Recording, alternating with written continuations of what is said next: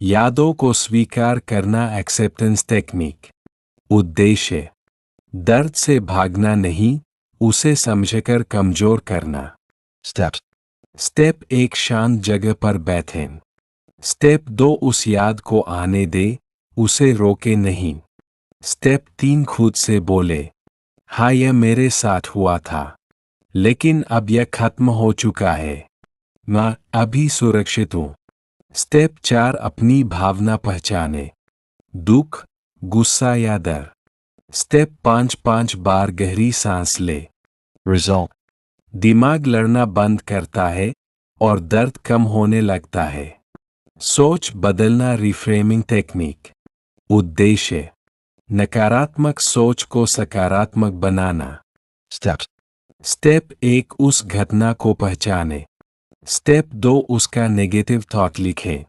Step 3 उसे बदले। Example.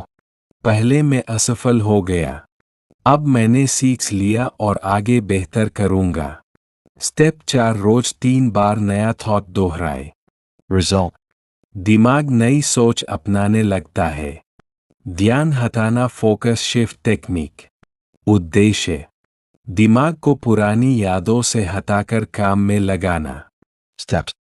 Step 1 जैसे ही याद आए तुरंत एक्शन ले। स्टेप 2 कोई काम करें, पढ़ाई, चलना, किसी को पढ़ाना। स्टेप 3 5 मिनट नियम अपनाए, बस 5 मिनट काम पर ध्यान दे। Result. दिमाग धीरे धीरे डिस्ट्रैक्शन सीख जाता है। लिखकर बाहर निकालना राइट एंड रिलीज।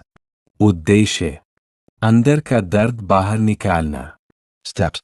स्टेप 1 कागज ले। स्टेप 2 पूरी घटना और अपनी फीलिंग्स लिखे।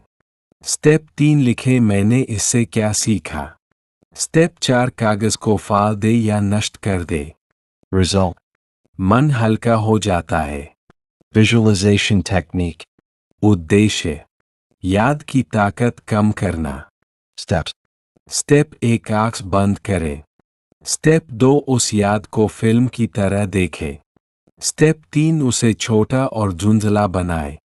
स्टेप 4 उसे धीरे धीरे गायब होते देखे।